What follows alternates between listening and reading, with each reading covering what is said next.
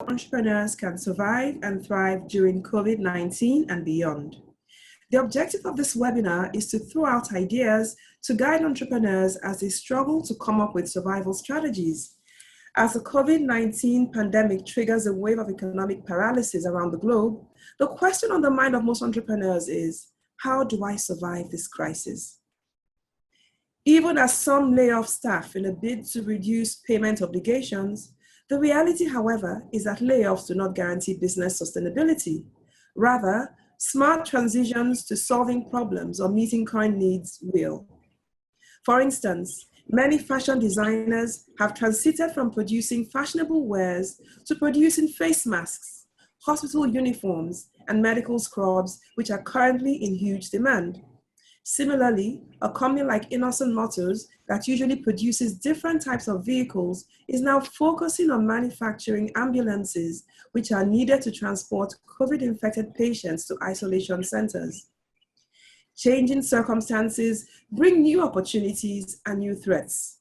And so entrepreneurs need to first understand where they stand in terms of the impact of this crisis on their businesses, that is, whether they have been impacted favorably or adversely. If your business has been impacted favorably, like those in agriculture, IT, telecommunications, logistics, or the medical supplies businesses, the question would be, how do you take advantage of the increased demand? For example, Amazon employed 200,000 people within a month to meet demand for deliveries. Locally, companies like Farm Crowdy, Kobo 360, and GIGM are making money from ensuring that essential goods and services are getting from points of production to points of need. If you're impacted adversely and your business survival is threatened, like those in the airline, hotel, and tourism-related businesses, you will need to reflect on new ways to ensure you survive and grow. Some restaurants and hotels, for example, have survived by going online and delivering food to customers. Others have had to pivot to a new industry, like Coscharis that normally sells luxury cars, but is now focusing on their investment in agriculture, which is experiencing a very high rise in demand. There are also many opportunities opening up as a new normal makes health safety a priority. For example, manufacturing seat covers for use in cars, if you take an Uber or Bolt, will come in very handy. So, or when you have to sit down in waiting areas of offices, hospitals, or salons. So that's a new line of business. Also, providing food to staff who will be reluctant to go out to lunch as everyone is careful about restricting their movements to avoid contagion.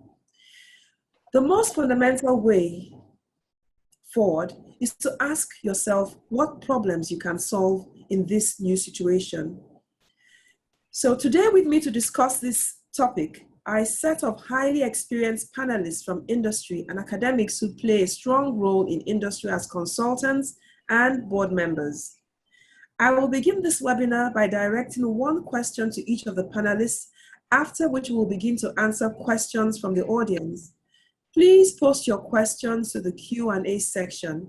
If you find that the question you're about to ask has already been asked, just vote for that question so that we know which are the most pressing questions from the audience. Kindly note that there's a chat section which is different from the Q&A section. And so to ensure that your questions are answered, we will like to have them all in the question and answer section. Let me start by introducing the panelists and then ask them to share their perspectives on our topic for today. The first panelist with us is Mr. Richmond Okafor. Richmond Okafor is a portfolio entrepreneur. He's the chairman of CleanMax Industries Limited and the CEO of Push Logic Limited.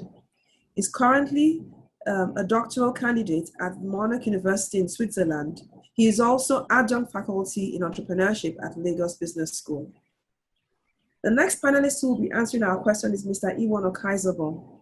Iwan is the CEO of Construction Kaiser, a 27-year-old indigenous construction company which is currently competing very favorably with most of the international construction companies in Nigeria.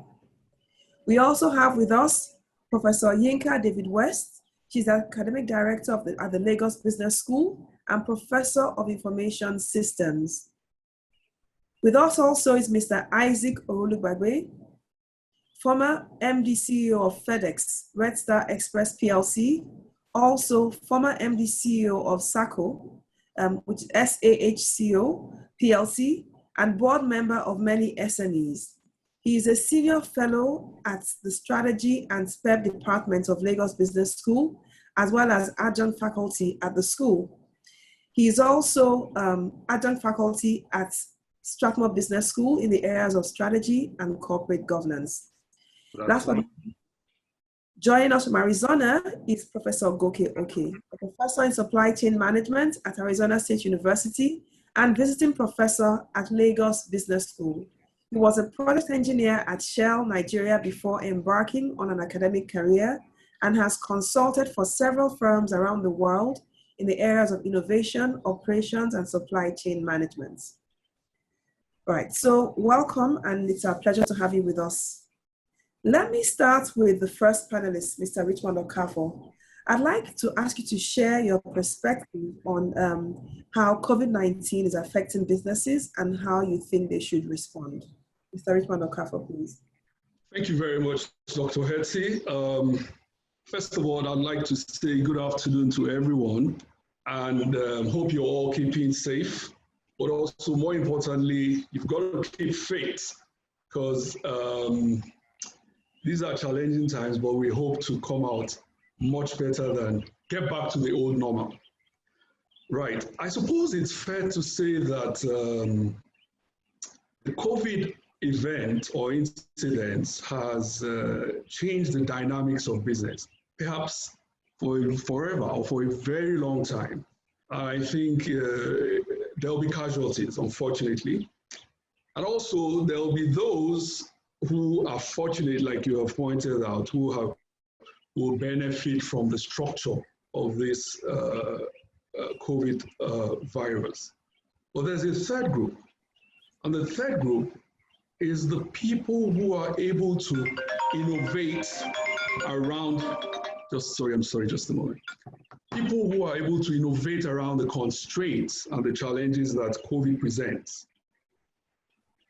They will constitute the third group. They will survive and perhaps go on to thrive. Okay, so I think the challenge that COVID presents calls for every business person to perhaps take a step back and look at your business holistically. And why is this important? Because the COVID event has impacted businesses in so many different areas. Your value proposition doesn't really matter much anymore. Let's take the example of the proverbial barber. The fact that you can cut hair very well is no longer sufficient.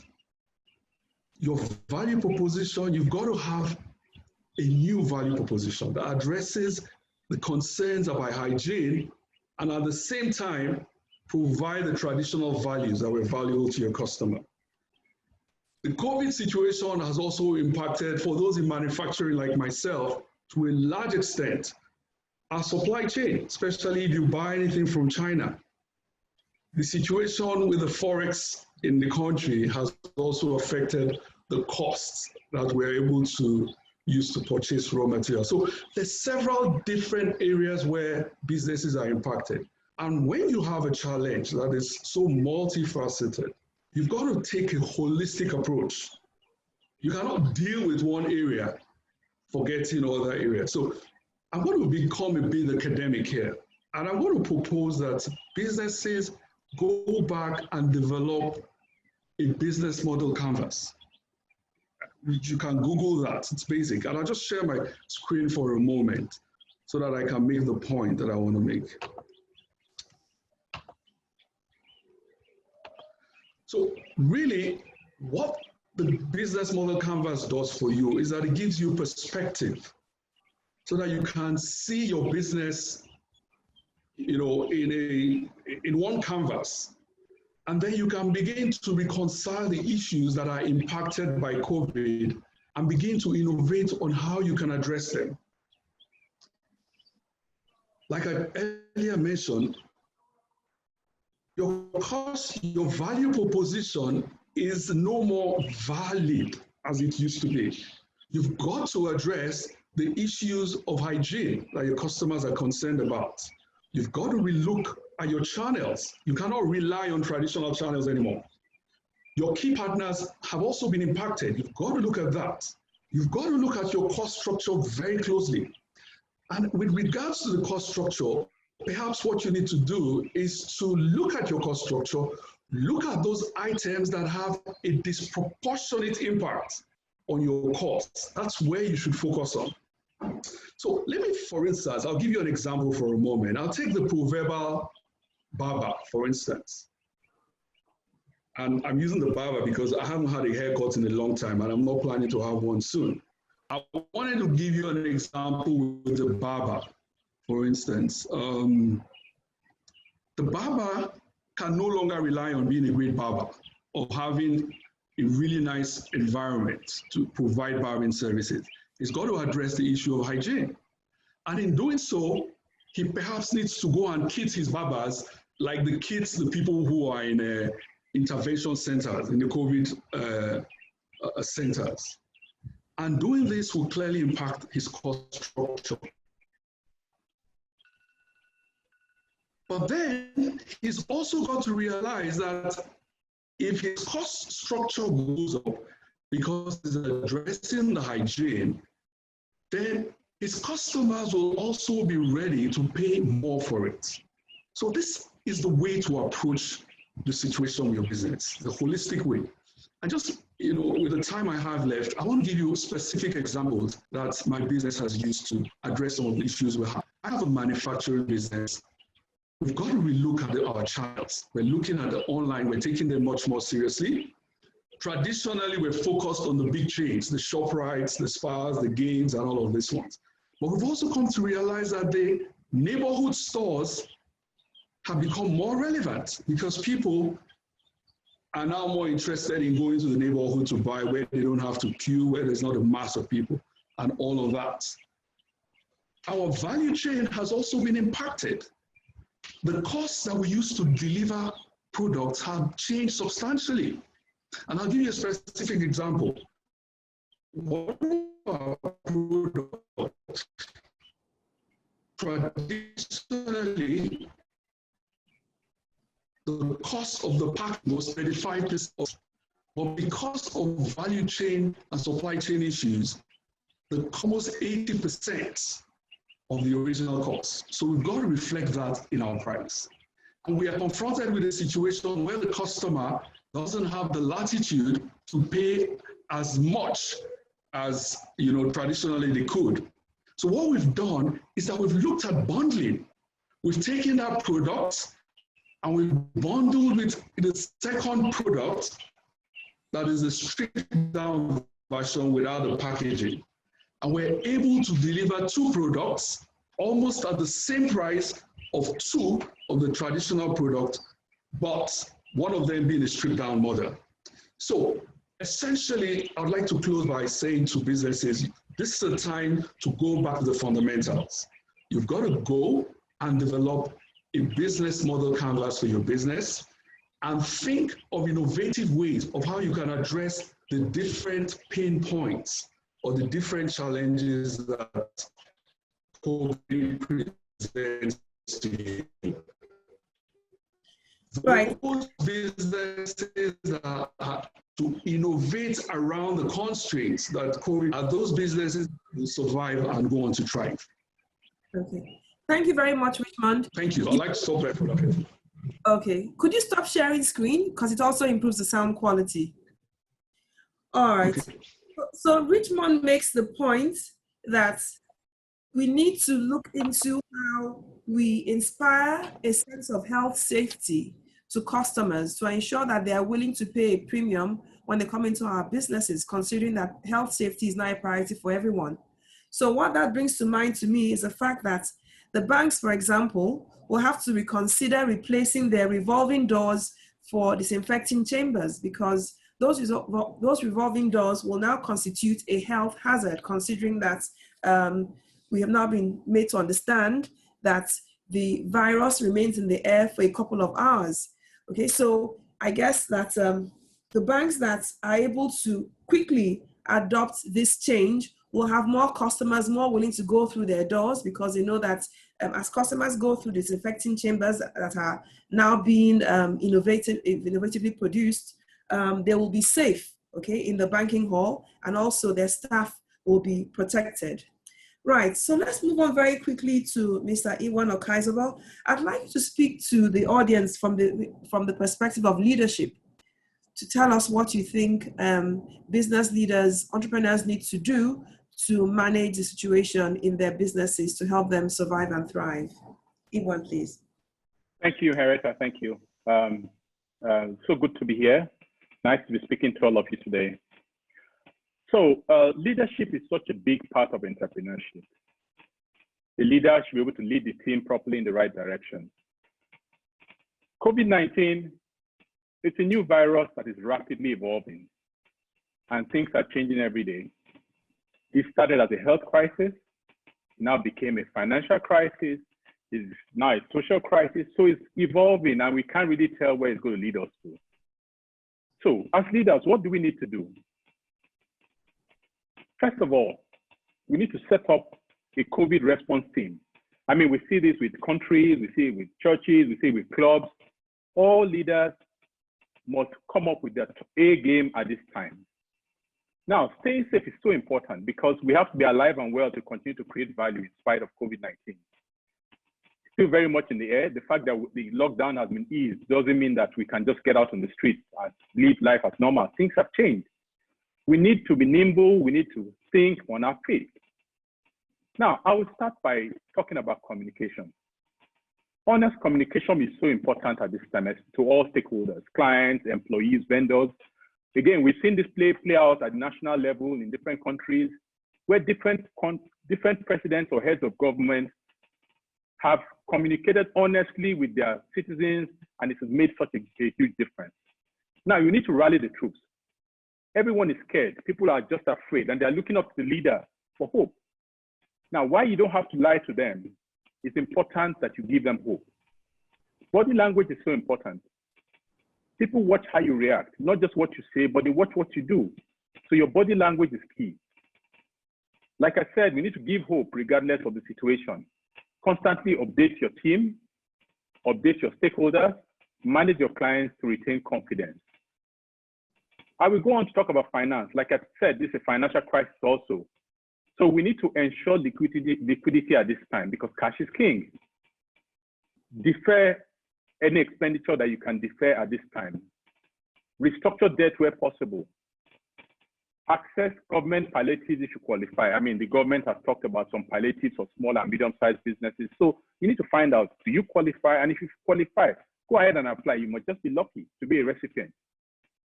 Now, be honest with your creditors because you need them when all this is over. They're your partners. And like Richmond said, you need to look at the forex risk because with Naira devalued at this time, it's the time to look at local alternatives for what you do. Now, let's talk about people. A lot of us have heard this before. People are the most important resource for any organization. So you need to ensure their health and safety of all your employees. Most importantly, you need to show empathy.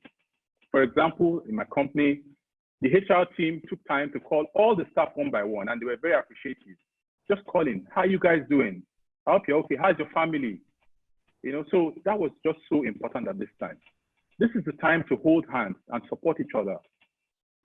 So, something else we also did in my company, we offered mental health checks and support for staff because people are under pressure, they are scared, they're getting depressed, they're tired of staying at home. So that's so important. And it's also important to give constant updates. This is the time to deploy technology. The way we are now, we're in a virtual meeting. Virtual meetings is the new norm. Construction Kaiser, at this time, we spent our time training. After the first week, we thought that, you know what, we need to improve people, spend our time properly. There were days that we spent 7 hours training people, different trainings. And that's so important. So whenever we reopen now, we're going to be better people. I can't talk too much about innovation. Innovation and information technology should now be incorporated in the company culture and processes. Now, talking about innovation, We need to review existing strategies and skills to develop new value streams. We need to see this challenge as an opportunity. We need to press the reset button and see the business like a startup. So we have to look at our business model, like Richmond said from the beginning. Look at it and say, what can I do with what I have? With the skills I have, the equipment that I have, what can I do with it? How can I create value? To spring up a new business from your existing skills. Now, the business has to be ambidextrous at this time, dealing with COVID-19 today with one hand and preparing for post-COVID-19 with the other hand. So all these are just tips to help you achieve a better outcome. It's not really a silver bullet. Thank you. Thank you, Igwan. Thank you for reminding us of the importance of taking care of staff. And let me also emphasize the fact that, letting staff go is one way to deal with it. Another way to deal with it is having discussions with the staff regarding new ways to move forward. So careful not to let go of the person you need for your new business idea. Okay, it's always good to engage with the involvement as Igwan has suggested, and to also remember that yes, it's an additional cost to look after your staff, but it is still less expensive than having them having a fatality in your amongst your staff, because compensations cost much more. Okay, and much more expensive. Now let's turn to IT, to the professor of I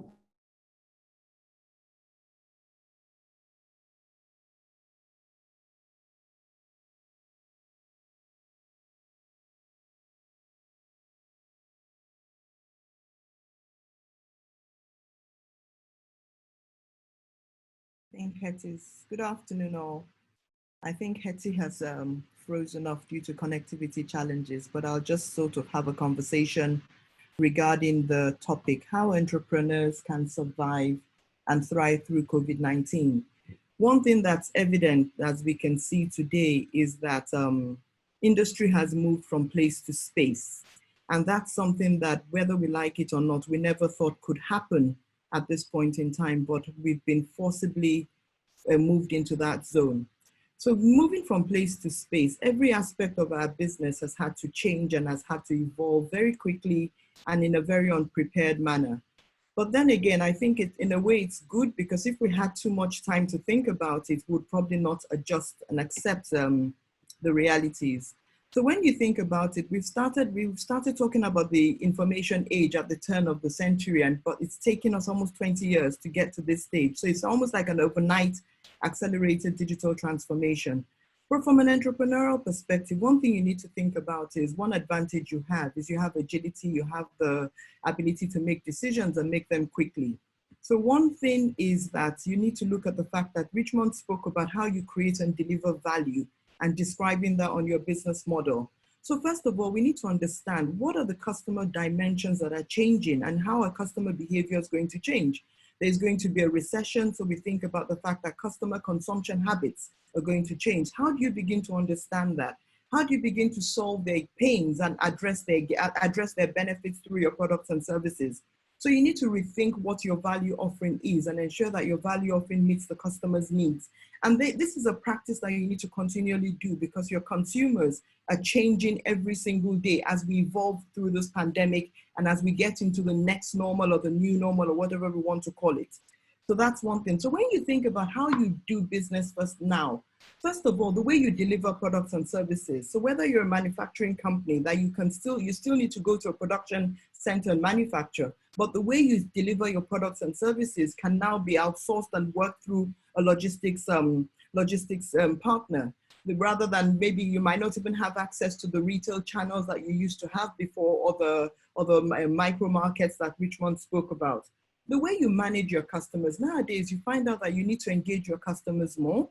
So how do you manage your customers? Where do your customers hang out? Are they social media buffs, or are they just, but you have to think about your relationships and your management and engagement of your customers. And then most of all, I think another important area we need to think about is, how do we receive our monies? A lot of us have been cash-oriented businesses. So the time to think about digital payments and digital acceptance solutions is also very important, because right now, physical is more difficult. And so how do we ensure that the flows continue? And if you realize, I'm talking about 3 flows here. The physical flows, the financial flows, as well as the information flows. And those flows need to continue throughout the life cycle of your business. So when you think about delivering your value and adjust it to what your customers' needs are, the next stage is how do you produce? And these are really about your own internal capabilities and competencies. So over the last couple of weeks, a lot of you have had to onboard technology, and that has changed your cost structures as well, because now, previously, you probably didn't have any technology expenditure other than maybe your phone bills. Now you're paying for data, you're paying for more devices, you're paying for access and connectivity. And then you might even be paying for technology resources and capabilities that you don't already own or have access to. And then think about your resources and things like that. So for those of us who did not have any form of digital retail capacity and just had a shop, the bottom line is that in the era of COVID, your store might not be able to open, but digital stores are open. So a lot of people today have converted their purchasing habits to rather than buying physically in the stores, they're now buying online. So you think about a store like Spa, for example, who has quickly said, you know what, we're going to do online services. We're going to partner with a logistics partner and deliver goods and services. So they've been able to make that transition. But in doing that, you just realize that there are many gaps in our supply chain systems. For example, when you think about activities like pick and pack, Spa is a supermarket that's used to customers coming in and picking their things and putting in a shopping cart and going to the cashier. Now they have to build the whole back office infrastructure and warehousing infrastructure to ensure that they can pick and pack. Inventory is online real time. And so you know what you have and what you don't have. So as you're selling, you're depleting your stock levels and things are moving and things are flowing. Because another thing you don't want is customer disappointments when customers order goods and services and then cannot have access to them in any way, form, or shape or size. Another thing that you're going to see happen is that the way you think about your partners and strategic partnerships is also going to change. And because your strategic partners are really the ones that actually help you provide resources that you don't already have, or provide capabilities and conduct activities that you can't do yourself. So in this kind of situation, you find out that you're now looking for IT partners and IT vendors that are going to help you fill some of those gaps that you've identified. You're looking for logistics partners that are going to help you fill some of the gaps that you can't do yourself because you've been used to people coming into you. Now you have to go out to people and take your market out. So as you think about transforming your business, it's really not just, don't give up, don't despair. It's really about rethinking about how do I really move my business from a marketplace mentality and marketplace mindset all the way to a mind space, an internet-based internet space. And it's a mindset shift that you need to focus on, because the whole idea is that we will never go back to going to certain places anymore, because there's still going to be capacity limitations. There's still going to be hazards in terms of how we move around and social distancing. So these things are here to stay. And you have to now say, do I want to be part of this new economy, or do I want to sort of close shop and move out of the economy in general? Thank you very much.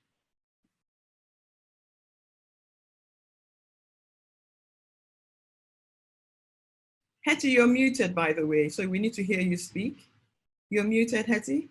Okay, thank you. All right. So thank you very much, Inka. This is a marathon, not a sprint.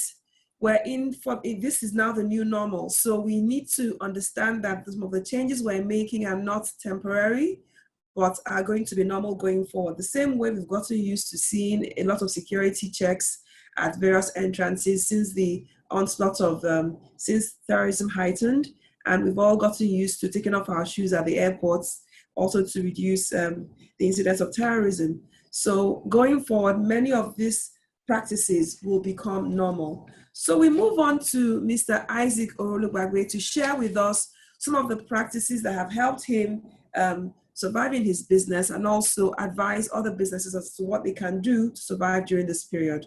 Mr. Isaac. Yeah, thank you, Henrietta, and good afternoon, everyone. In this environment of COVID, those of us who are entrepreneurs and small enterprises, we are really at the forefront of the challenges. The bigger companies, the multinationals, they have a lot of experiences. They have deep pockets, they have sophisticated processes that they can call on to survive this type of challenges. But for those of us who are much more smaller, we may tend to think that we are disadvantaged. But the point I want to make today is not to focus on their disadvantages or what appeared insurmountable, but to go inside ourselves and understand that thing that makes us entrepreneurs. The first thing that comes to mind is the fact that we don't have elaborate boards. We can take decisions much faster than the so-called multinationals. Speedy decision making. We have very few customers and we are closer to them. Therefore, we have stronger relationships. And this comes to light in this time of crisis. The other advantage which we also tend to have is the small sizes of our companies. We have very few customers. We tend to know them very well. So at this time of COVID, we need to reboot our relationship with this customer. What does this say? What it's pointing out is that we have agility on our side. This is a major advantage. It's very difficult for an elephant to fly, but it's much, much easier for an antelope to jump a fence. So for us as SME or entrepreneur, we must go back to what we have that we've always been using to gain market share, which is agility. Now, how do you deploy agility? It's through engagement. The first level of engagement is with your customers. Now, at a time like this, revenues are coming down. So you need to go back to your client and sit down with them. How do you defend these businesses? How do you defend your revenue? Now, many of the customers that we have, some of them are in essential services. Yes, it appears that things are gloomy, but they cannot stop business. So if you sit with them, you can co-create new ways of doing businesses. Desires may go down for a lot of products. The products that have intrinsic value, the value never go anywhere. So let us go back to the values that we have to offer customers and we will reconnect with them again. The second group of people that we need to engage are our staff. Now, there's so much knowledge, creativity, and innovation that's inside our employees if you know how to trigger it. Now, by coming down to them, how do we save our company? How do we save our careers? You'll be amazed at the amount of suggestions and ideas that the employees will come up with.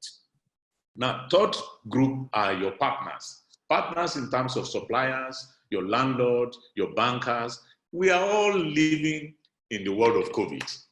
Everybody is part of it. So they want you to survive because your survivor guarantees businesses for them. So when we sit to talk to each other, honestly, they will also offer you concessions in terms of forbearance. They can defer payment, or they can move raw materials to you. Instead of bringing it every week, they can give you 1 month stock. As long as trust is present and there's transparency, there are so many things. The inland revenues have been announcing that we can delay in submitting returns. Some announcements are saying some people should accelerate. You see, at the end of the day, we all need each other to do well. Now, I want to give you one small example of how these engagements have played in practice. There is a small logistics company that I'm involved with. One of our key customers, as soon as Lagos State made an announcement, we called them. I mean, the customer is in telecom businesses. We can't be doing this seminar without the telecom companies being in business. So we need them for us to survive during difficult time. Governments understand that they're essential. We understand that they're essential. The whole public understand their position. There's no argument about that. So how do we continue to serve a telecom company in difficult times? So when we sat down, we need approval to move across borders from state to state. You know what they did? They went straight to the Inspector General of Police and got approval for us to be able to move around for them. The second thing we did was to redesign the operations. Transit time that used to be 24 hours, there's no more flights. So we need to change the way the transit time, we change everybody's expectation, but we are still in business. Now, what did the staff do? The staff were profiled. We have those who are working in the office. In fact, some staff offered to sleep in the office. So we had to create accommodation, create a restaurant, things, people came up with all sorts of options. Now, we also have platforms. Now we are on WhatsApp with our clients. As the vehicles are moving from one location to the other, we are monitoring. When the driver is arrested, the client is phoning commissioner of police, we are phoning commissioner of police. Within hours, the vehicles are released, they continue their journey. This is the kind of corporations that we have witnessed. These are the types of innovation that I have seen during this COVID crisis time. The point here really is that if you engage, you can do a lot of, even our cost structures. If you look at the overhead, salary is a big issue. Staff have made sacrifices. They've made some concessions and sacrifices to be able to keep the business flowing. We've also gotten help from suppliers. What looked like a challenge to us today is creating opportunities for serious reflection on our business model, as Ugwana said, and we're not going to go back to some of the wastes that we have identified and we have taken away. As a small enterprise, speed, or rather agility, always remain a big tool that you can use to defend your market share and to grow additional market space. Thank you very much. Right. Thank you very much, Isaac, for reminding us that we should focus on what we have rather than on what we don't have, which tends to be the usual human tendency. Small businesses have agility. You can brainstorm with your staff to find out new ways of working and to come up with new ideas. And yes, there is a way forward. There are many alternatives as to how to move forward. We just have to use the power of what we have, harness the power of what we have, the minds of our employees, and work together, because everyone has some skin in the game to come up with new ideas as to how to move forward, because there are new opportunities coming up that we can tap into. Right. So last but not least, we have Professor Gokioke joining us from Arizona to share with us his perspective as to how supply chain management can ease the way of doing business at a time like this. Please, Professor Goke, please.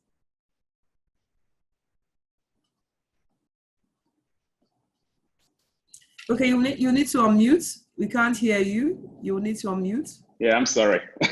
Thank you very much, Dr. Henrietta, and good afternoon, everyone. Good afternoon, Nigeria. So how can businesses survive during COVID? I wish I had a magic answer. I would be very, very rich now, but I'm going to offer some thoughts.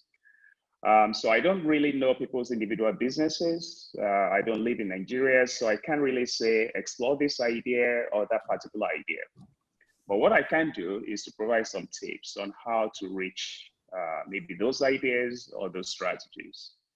What I can also do is to provide a lens or a framework to help in framing the right coping strategies. We're all experiencing very, very difficult times. This is what we academics do. As my colleagues on the panel who are closer to the ground have said, I believe there are many opportunities, even as businesses feel threatened. Let me look at this from two ways. So in order to ensure survival, what must businesses do? They must make money. They must increase their revenue. But not just that, they must also cut cost of operations. First, how do you make money during these times? You have to innovate. Many of my colleagues have said that already. You have to be open to many opportunities. You have to ask questions. You have to engage your stakeholders. You have to look around, look at the problems that people are experiencing, because that's how you spur innovation. But let me approach this from the supply chain and operations point of view. What is the supply chain problem here?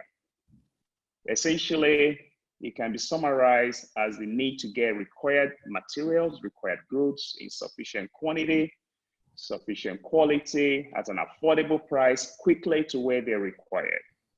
So businesses must be open to and seek for ideas on how to make that happen. We must constantly engage and ask questions. This is not a time for the lone genius entrepreneur who has all the ideas. That has always worked for you. But in this case, we really need to talk. We really need to engage. Even our children may have good ideas, believe it or not, when we discuss with them openly and transparently.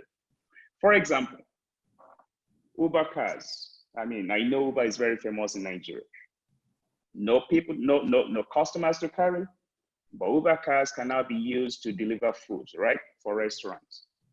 That's actually solving a food supply chain problem. Somebody mentioned the barber. the barbing salon has become very, very, now we notice barbers are very important.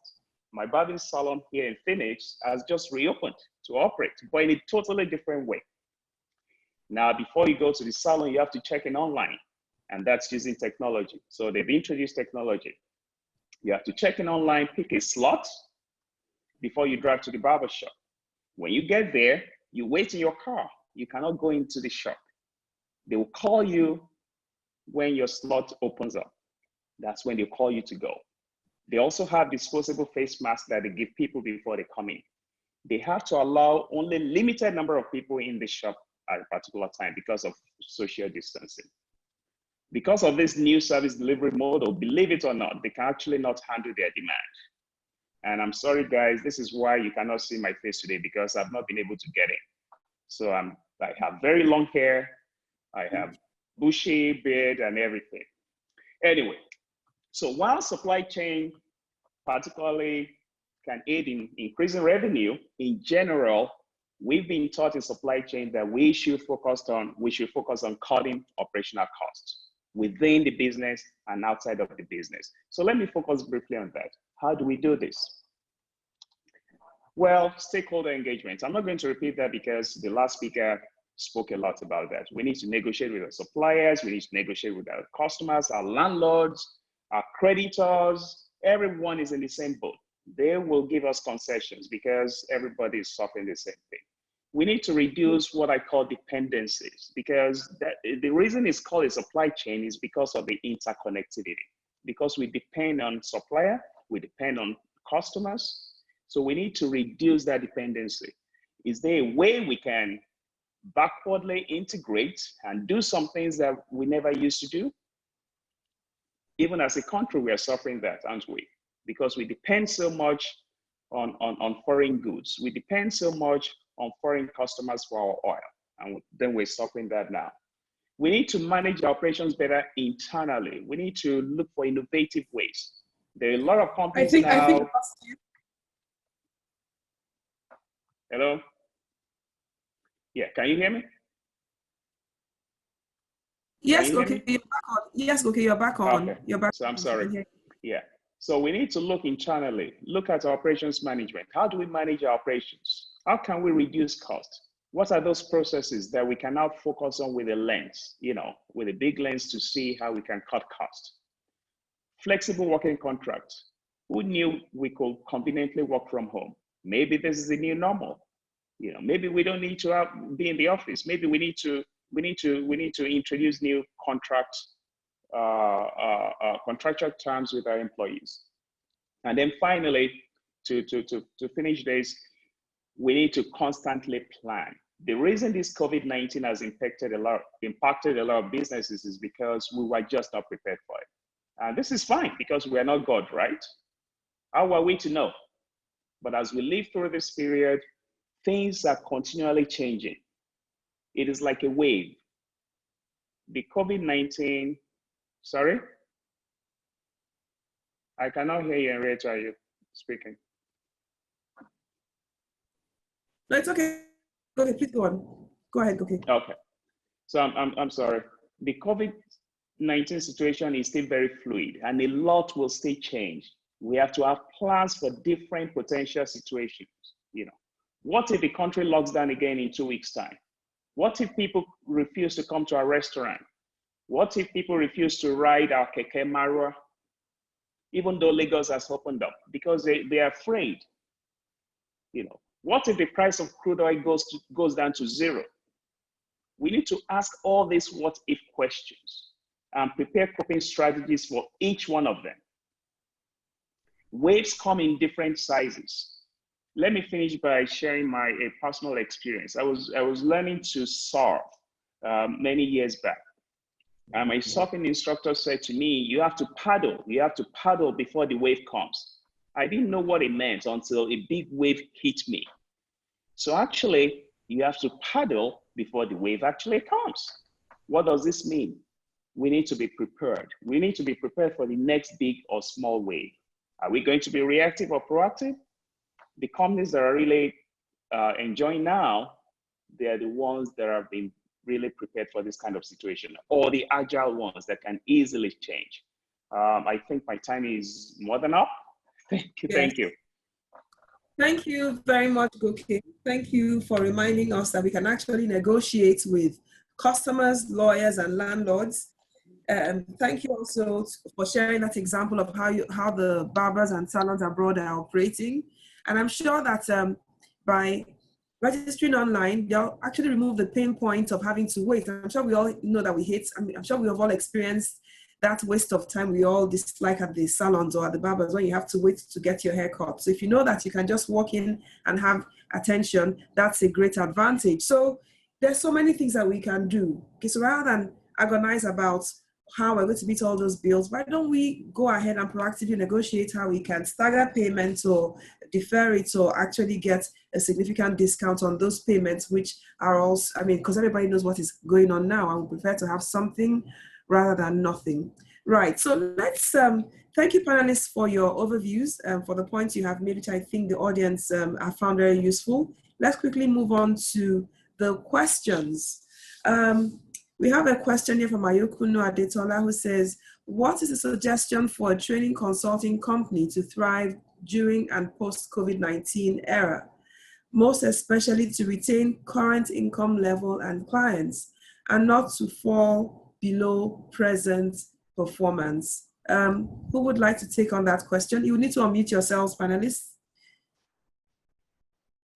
Can I direct that question to Olayinka David West? You need to unmute your... Yes, I can hear you. Can you repeat the question, please, Hetty? How can consultants avoid losing income or clients during and post COVID-19? Okay, so a training consulting company. So again, like I said earlier on, your product or service is a knowledge-based service. It's an information product, so you can still produce it, right? The next thing is, how do you deliver it? So you have to think about, how do you deliver training electronically? And that's what a lot of training companies have had to do. So you have to, rather than understanding how to do, deliver face-to-face content, you have to now go back and say, okay, how do I deliver virtual classes? And you can, with the way technology is today, you don't have to own all the technology. So you can adopt a cloud computing platform that has a learning management system, and you can set up your training school on that platform without you having to build everything from ground up or from scratch. And all of a sudden, you're able to offer training products and services. Another thing you can do is you can also look at micro work. Micro work is an activity where you have platforms and people who are looking for experts in different areas. So you can announce yourself on a micro work platform and say, these are the specialties and levels of expertise I have in this area. And when people need a job done, so you're almost employed on a contract basis, you do the job on a project by project basis and you get your monies paid, and then people can rank you and mark you up or down in terms of how you performed. And those are basically, because knowledge is a service and a product that is actually locationless. People don't care where you're located as long as they have access to quality service.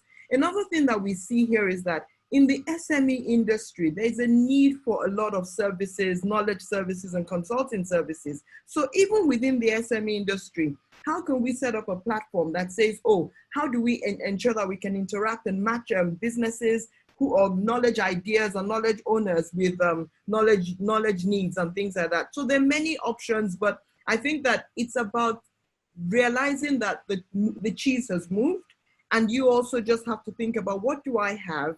What resources do I have? And how do you repurpose your resources in this new environment? Thank you very much, Inka. We have another question that says, how can downstream oil companies take their businesses online with the volatile products being sold? I think I'll direct that question to Mr. Isaac Orolugbagbe. You need to unmute yourself, Isaac. How do I sell petrol online? Mm-hmm. Well, there's also diesel and many other things. Online. Well, yeah. You cannot retail petrol virtually. That is not possible. But you can facilitate a lot of things. Rather than queuing at the filling station, you can book, as Professor David West has explained. You can also, you can advertise that, because the petrol stations are not affected by COVID, they are open. You can let people know you are in business. and also advise them how they can reach you. And if you have multiple retail points, advertise all of them so that people can go near themselves. Even though they can be, maybe there's restriction of movement across states or across local government, but within estates, there is no restriction. How will people buy fuel if you are not allowed to move? So you can advertise, you can communicate, you can have like a Twitter or stuff like that, where people can reach out to you. And those are the things you can do. You can do a lot of engagement via the virtual platform. You cannot, if your prices are lower than that of competition, this is the time that you need to let customers know you are not 125 naira, you are 108 naira. I mean, you see a lot of that in UK, where different filling stations are selling fuel for different prices. In this country, it's always the same price. Now, these are platforms where you can let people know you are different. And if you are not different on the basis of price, maybe it's quality that you have that's superb, or other experiences like your shops or ancillary services. This is opportunity for us to let customers know the stuff that you are made of. Okay, thank you so much, Isaac. Goke, would you like to add something to that? How downstream businesses can take their businesses online? Downstream companies can take their businesses online, because I think it has to do with supply chain also. Goke, you need to unmute yourself so we can hear what you're saying. Yeah, I was just thinking about the question before I unmute myself.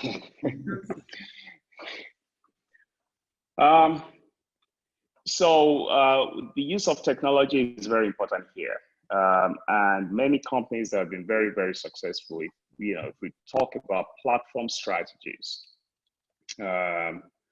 So if you implement a platform strategy which connects different players within the supply chain, that is one way of actually going online.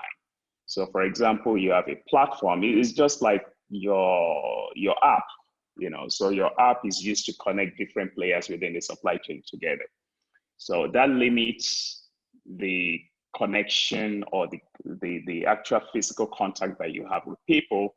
So, I'm sure Yinka can speak to this very well. Companies that implement platform strategies like these, they have lower cost of operations and they're able to make connections between different players within the supply chain. I'm not sure if that answers the question, but. Okay. All right. So, okay, can I just make I'm not in the downstream sector, but yeah. I subscribe to the service and I can provide a hint. I mean, it's for them to resolve whether this flies or not. I think the situation that we're in currently calls for, currently when you're buying diesel, I mean, if I buy diesel for my factory, I have to buy a big truck or for the house and all of those things. Perhaps they need to begin to structure it as a service, not to sell the product itself, but come to me and say, you know what, I'm going to give you diesel, and at the end of every month or every week, pay me for exactly what you have utilized. So in a sense, for me, it's value add in the sense that I can pay a bite size. For the guy who's the downstream provider of diesel services, he has secured a customer. They can even go one step further and install something that monitors the situation of diesel in my tank. And then they can have a platform, like Professor Yinka says and Goke says, have a platform that monitors. Say you can go to let me give you an example, an MTN, for instance, and tell MTN, you know what, for all your sites in Imo states, okay, I'm going to take care of the diesel. You just pay me for the consumption on a monthly basis or whatever, So that's the kind of thinking that is required. I mean, if you are in the sector, you know what the issues are. You've got to think of in what ways can I extend the value that I'm offering my clients? So it's a time to really look very closely, not at the traditional offering you had, or new ways in which you can provide much more service to your clients. Thank you. All right, thank you very much, Richmond. We have another question.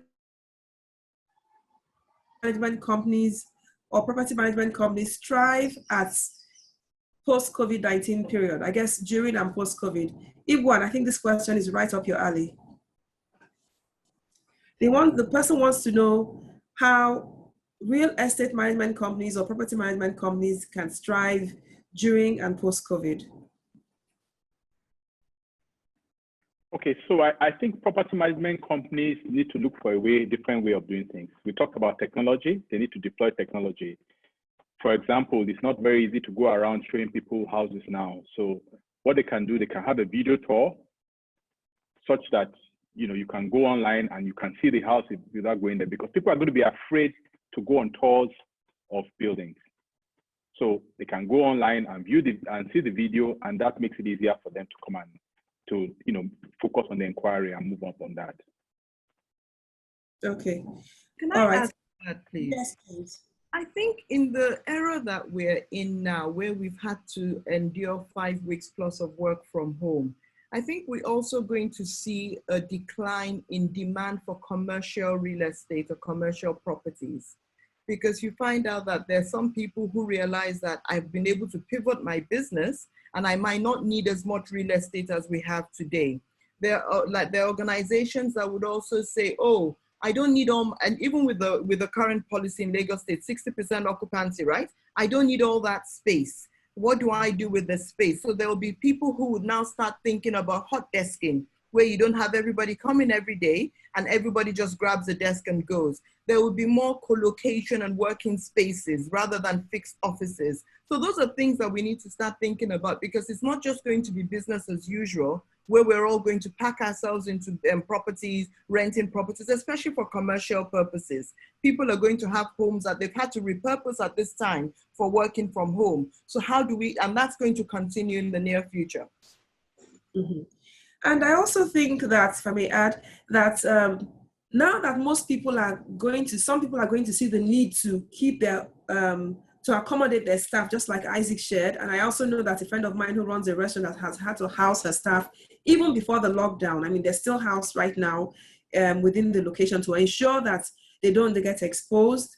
Because once any one of them is exposed, the rest of them will have to go into self-quarantine. So what she's done is she's housed them to ensure that they all remain healthy, then they control the environment, and she can continue with her business. So I believe that as more people see the need to accommodate their staff, right? For instance, the IT departments of most organizations may have to be accommodated to ensure that the business can continue to operate using technology remotely with their staff working from home. There will be need for safe accommodation close to the offices. And I think that many existing buildings may have to be repurposed. That creates jobs for the construction industry so that relevant staff, essential staff, can be kept close to the accommodation. And that's where you don't have to worry about staff transportation, because increasingly employers will need to worry about how their staff get to work, given that if they go with the public transportation system, they are exposed. And if they're exposed and they happen to fall ill, the liability on the employer is actually more than if you had protected them in the first place. So I think that the property management companies may have to look at how they're going to be relevant at a time like this. Okay, so I think there's going to be need for safe accommodation and proximate accommodation, and that might give you new opportunities. We have another question that asks about how cleaning companies can cope at a time like this. I don't know who would like to take that question. How can cleaning companies cope at a time like this? Anybody? Okay, let me take that question. Right. Actually, I'm surprised in a sense to hear that question, because cleaning companies are going to thrive. Absolutely. I mean, once you get this right, you will truly, I mean, it goes without saying, there is, hygiene in every organization is going to get the attention of the CEO. I mean, traditionally, hygiene was at the level of the janitor, or at best, the person who is in charge of. But today, the CEO will be concerned on a daily basis as to whether the environment that they are in and they bring their clients into is sufficiently hygienic. So cleaning companies would also have to evolve. You've got to look at your offering. It's not enough for you to deliver a clean and industrial environment. You've got to also give an assurance of hygiene. So that's got to be factored in.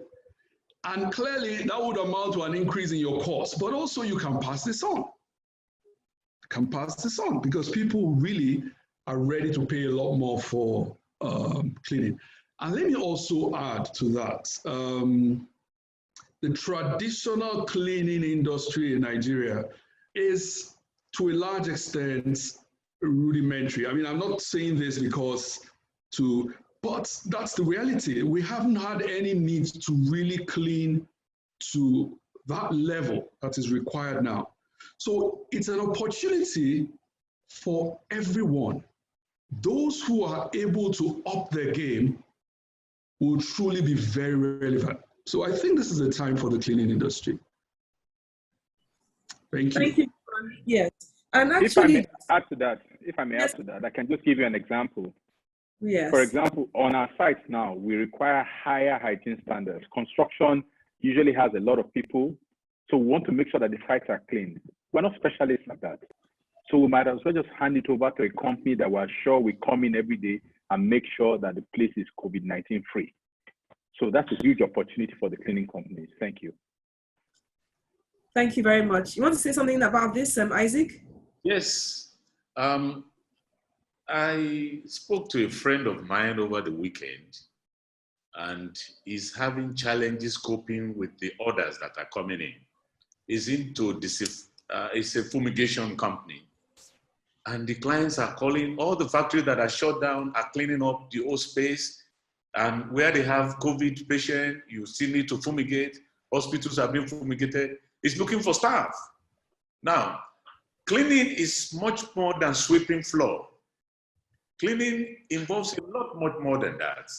Polishing floor, cleaning supplies, all the disinfectants that people are buying and we have an emergency supply. That's the business for cleaning companies. It's because they are not doing it that new entrepreneurs are coming into their space. So they need to see and ask themselves, what value really are they giving to the consumers? A lot of opportunities will open up to them. As we go forward, the consciousness for COVID has come to stay.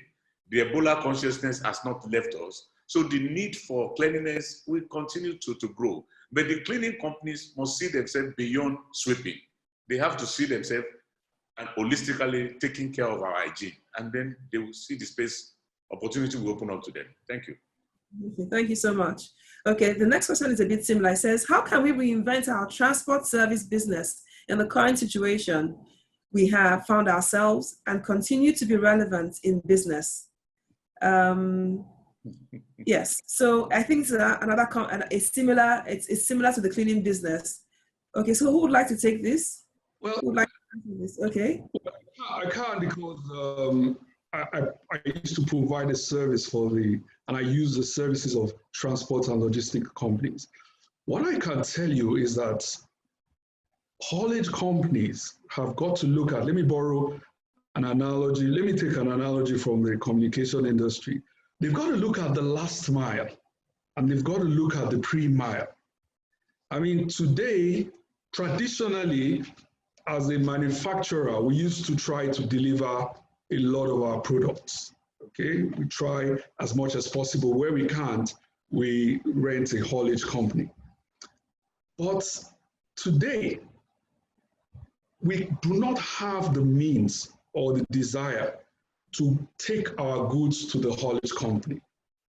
And then the people who we deliver to are also having challenges of going to the haulage company to take delivery. So I think haulage companies have to think of a way to extend, if you call it backward integration and forward or whatever it's called, extend the services that they offer and they will thrive.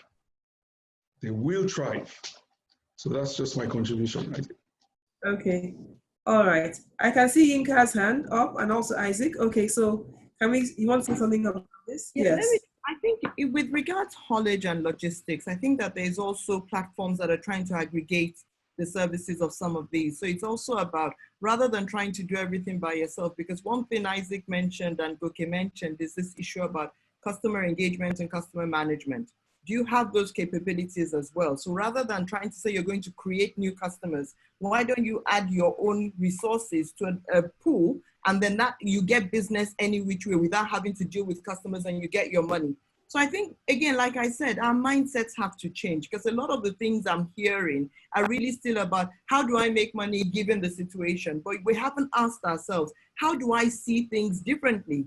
Because what am I seeing at the moment, and what are the opportunities? So even a cleaning company, when you talk about disinfecting streets, you see pictures of Europe and America in terms of when they're disinfecting the streets and public spaces. Who is doing that here? That's a big opportunity as well. So it's not just about, oh, my business and the way I used to see my business has changed, but there's a worldview that we need to change in terms of what are the opportunities. So it's also look at what's happening in other environments and say, how can I adapt and adopt those services within this ecosystem as well?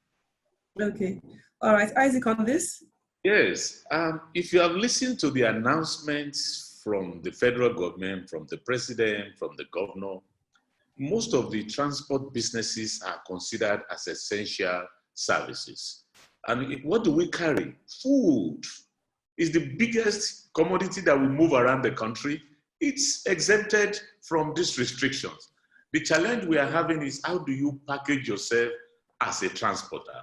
Do you really look like a food transport company, or just a bole kaja that even is unhygienic? Now, yes, this is the real challenge. Food can move, it is moving.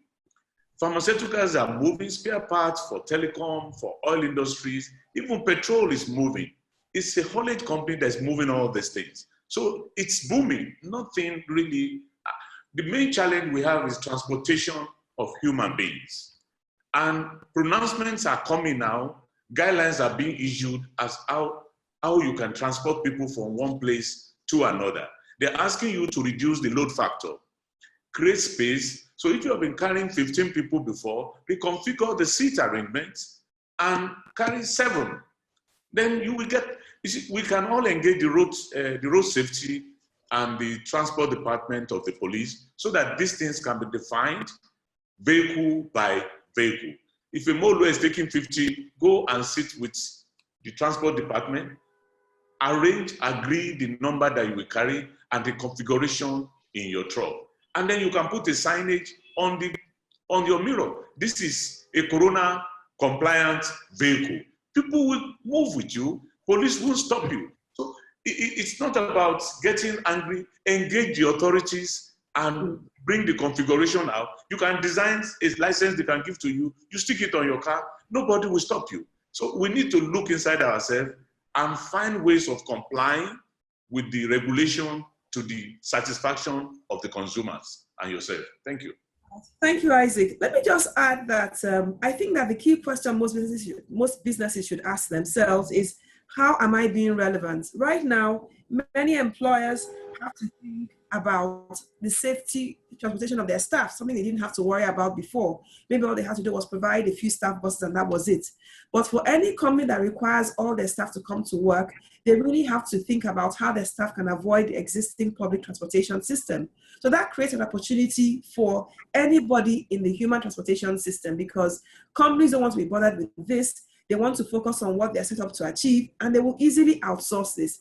Even in the construction industry, okay, can you offer to bring staff safely to work for them, for the workers safely to work to the sites, or can you offer to help the banks to bring their staff to the office, in a safe way, which means having enough buses to bring them in a clean, socially distanced manner. So I think that you are one of those who have been impacted favorably by this COVID-19 pandemic, in the sense that everybody needs someone to ensure that their staff gets to work in a safe way. Okay, they're not exposed, because as we said before, if your staff is exposed, once they're your employees, it's understood that you should take care of your staff's health, and it becomes a liability for the employer. So it's in your own interest to really make sure that they engage people like people in the transportation business to get their staff to work. Right, so there are many questions about people who are in the beauty industry, okay, spas and all. How do they continue working during this period? Who would like to take that question? I think actually answered this question when he was and gave an idea as to how they can do this when he answered the question about when he shared the example of his barber. But I don't know who would like to take this question.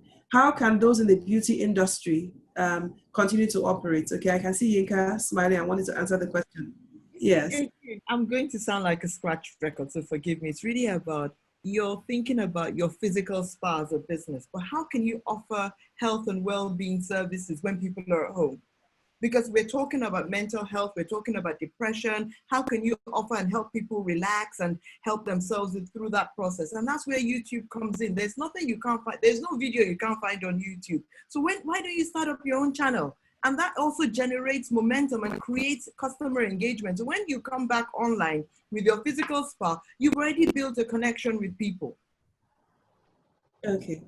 Let me also suggest that I think it's all about giving that perception of safety. Just like Goke mentioned, that you take a slot online, and then if they don't take a crowd, so you wait in your account and it's time for your slot. Okay, so, or maybe you have a disinfecting chamber, which is a door that sprays disinfectants when you come in. As soon as the customer comes in, he's made to wash her hands, sanitize, and wear a face mask. All your workers are wearing face masks. So if people will not come right now because there's fear of contagion. But if you can provide a sense of safety, put things in place to ensure that people feel that they can still have their hair cut or their hair done, their ladies, in a safe manner, I'm sure more people will be willing to dare to come to your beauty salon or spa or whatever. Now, there's a question here specifically to Yinka. It says, can you lend your voice to the recent issue whereby an organization donated huge sum towards the fight of COVID-19 and suddenly starts downsizing staff? What is the correlation, looking at the fact that staff engagement has been consistent in the discussion? Okay, I think that again, we have to separate issues here. And this is not a technology issue, but we have to separate issues. The company's giving, and like Goke said, the ability to reduce costs are two separate things, okay? So I'm going to leave it at that because this is a very controversial issue where in this industry, even when the regulator came in to say, oh, they're going to prohibit the retrenchment of staff, do they have any right or authority to do so? So there's the business dynamics, and unfortunately, ladies and gentlemen, economics always wins, because these are institutions have a responsibility to their stakeholders and other shareholders as well. So corporate giving as well as business operations are separate issues. I'll leave it at that.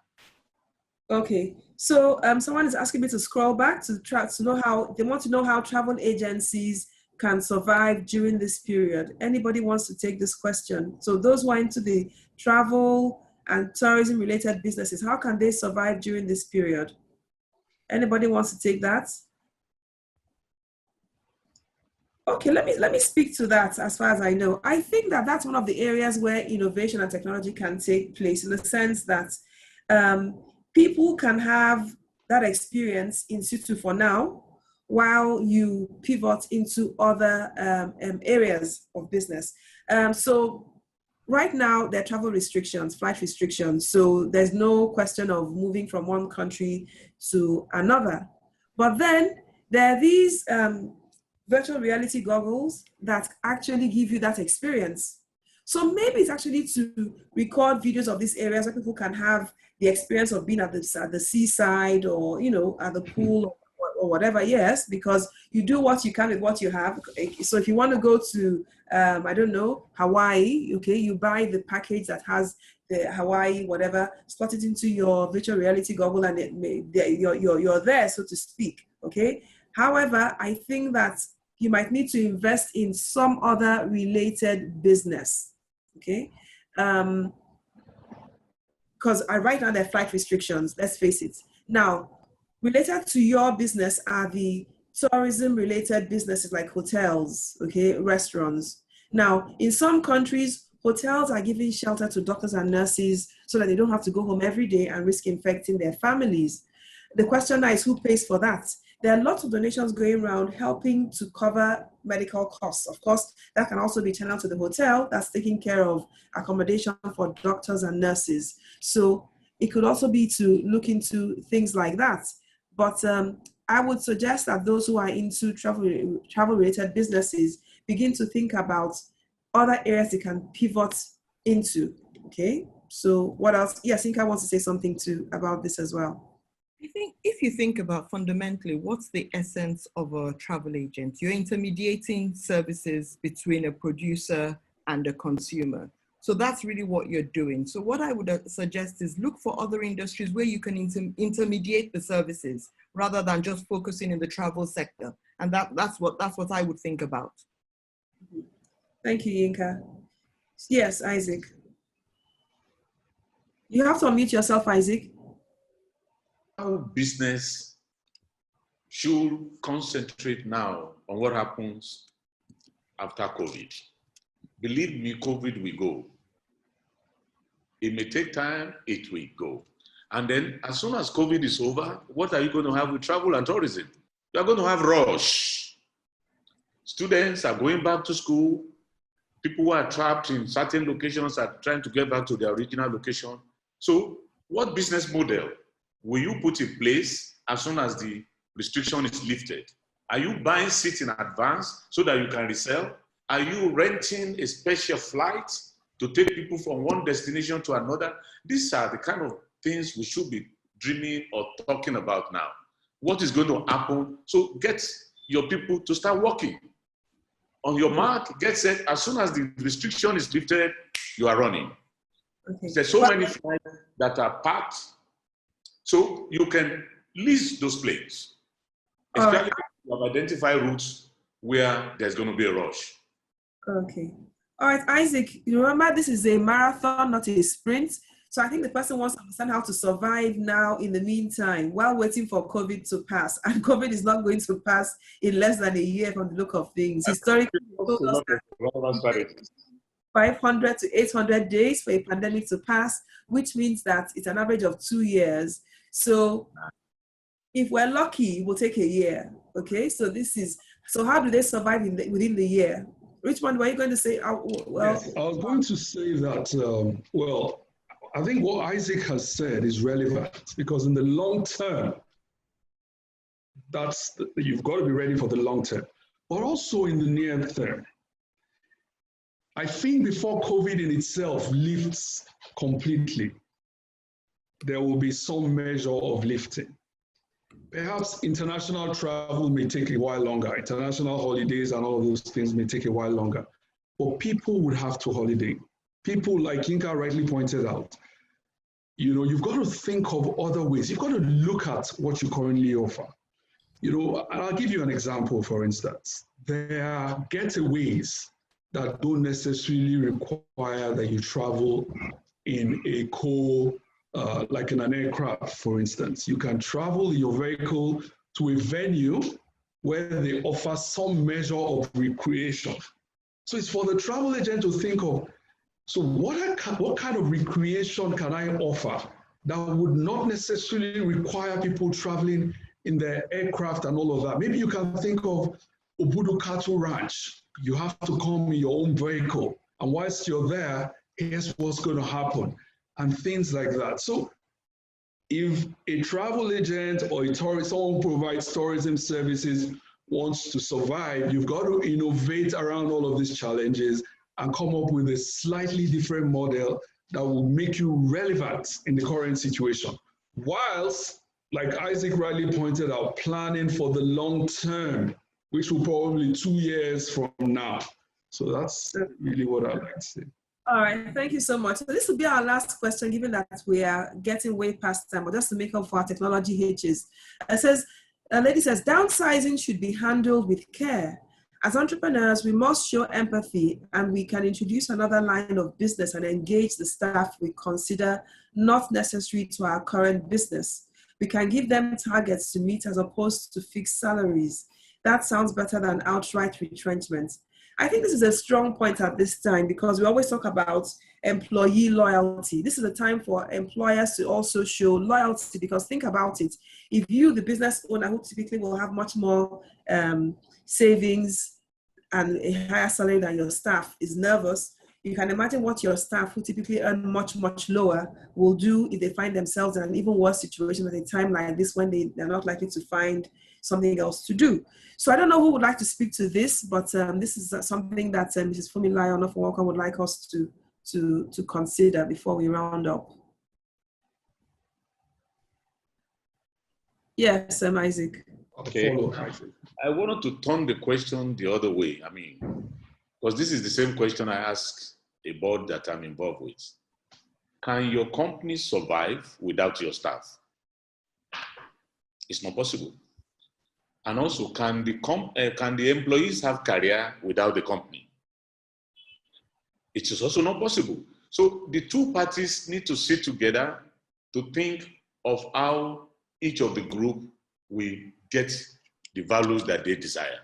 Now, at a time like this, employees need to make sacrifices. Now, but how much sacrifice an employee will make is dependent on the scenarios that the numbers are showing.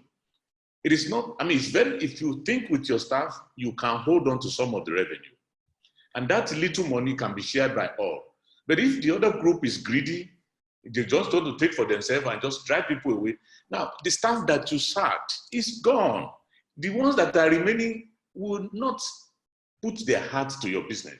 So when you fire an employee, you have actually created a problem for yourself, because those who are remaining will remain apprehensive. So we need to be very careful when we make this type of announcement. It is important that we keep the team together. The owners should sacrifice while also demanding sacrifice from employees. Thank you. Thank you very much. So, yes, Richmond. Right. One of the reasons I recommend that every business owner should go back to the fundamentals, go and look at your business model, because the tendency when things are tough is narrow vision into your costs. Where can I immediately cut costs? And the most obvious way to cut costs is to, cut salaries of staff, lay off staff, and all of these things. But what I have found, and my experience, is that when people approach tough situations in that manner, they usually just spiral themselves out of relevance, because your staff have a very critical part to play in innovating around the challenges that COVID presents. You've got to approach this problem in a holistic manner. Guess what? A lot of services that are being provided today, people will be willing to pay more for them than they traditionally will. If you look at your value proposition and innovate on it, offer a bit more, you can begin to attract a different segment of customers. You can get an additional stream of income and things like that. So if you focus squarely on your cost, you may find yourself in a situation where you're just cutting costs and cutting the value that your organization offers. Right. Let me quickly add finally. I think cutting costs is a knee-jerk reaction, and it might come back and haunt you in the face. And I think it's really about employees can be retooled and reskilled. So when you have products and services or different offerings, how do we also think about repurposing our employees that can do other things? So for example, even at the business school, I had a conversation with a colleague the other day that a kind of group of people do something different because they can't offer the service that they physically offer at the business school. And I think that's one way to think that things are still being done. So how can we take the capacity that we have and we've already acquired and have the same values? Because it's not just about the work that they do. It's the value mindset, the thinking, the attitudes they bring to work. How do we repurpose that and put that into another active area? So it's really about the shift. And this is where agility comes in. How agile are we to ensure that we can move people around easily and conveniently? Another thing we need to look at the fact is that this is where our HR policies and HR systems come in. Because employee engagement, some people would say, I read a study this morning that said in some companies that 65% of the workers are disengaged. And that's a very high number. So how do we also continue to build engagement and activity and continually train our staff? I was at a board meeting yesterday, and one of the things the CEO was talking about was how they were helping on employee development in this period. So it's also a time to reskill and retool rather than thinking that, oh, you're useless to me, because we will come out of this. And when there's a recession, this is the best time to build capacity of people you know, rather than waiting to bring in new capacity, because your ability to leapfrog would be quicker with the people that you know and have the attitudes and mindset. Right. So thank you very much, everyone. It's really been enlightening listening to all of you. I hope our listeners have come away with many takeaways from this. One thing that is for sure is that as some opportunities are being destroyed, others are being created. Some people have asked in the here, I've lost my job, what do I do? There's so many new opportunities. As we said before, cleaning is going to be a big deal. Can I go online and learn how to clean different surfaces and begin to get maybe 5 or 6, maybe 2 or 3 of you can come together in case you think it's an expensive thing to do, and say, how can we buy some cleaning reagents, get about 10 boys, you don't need to pay them until you've done the job, and begin to offer cleaning services. Take note, most of the existing cleaners come from very exposed areas with no running water and no physical distancing. So companies will also be worried about bringing back the traditional cleaners. But if there's a company that can assure them of professional cleaning services where all the cleaners have been tested, have the right equipment and the right gear and face masks to do the job well, you just might find that they're willing to engage you, okay? We've spoken about the fact that most people may not want to go out to eat, okay? So can you come together to provide food, lunch to offices, to office staff, so that they don't have to go out? Okay, these are opportunities.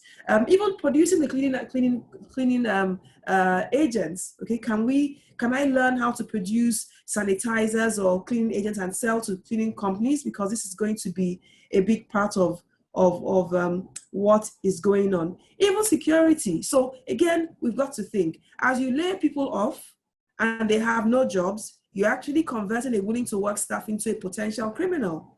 Do we want that? We don't. So let's think through the consequences of some of our decisions before we make them. Okay, so thank you. We've gone way beyond time. I hope this has been time well spent. I was going to share screens for you to see some of the programs that we have coming up at LBS shortly. I think this is probably one of our last free webinars, but if there are more, they will be shown. But these are some of the upcoming webinars that will be held at LBS. And I hope that if they're of use to you, you will register. We look forward to having you on other webinars and seminars as we go along. Thank you very much for joining us. And for those questions that we haven't been able to answer now, if you registered and we have your emails, we will take time to try to respond to each of them. And you're welcome any day, anytime to approach us with any questions or proposals for trainings that you might want. Thank you very much and have a good day. Bye.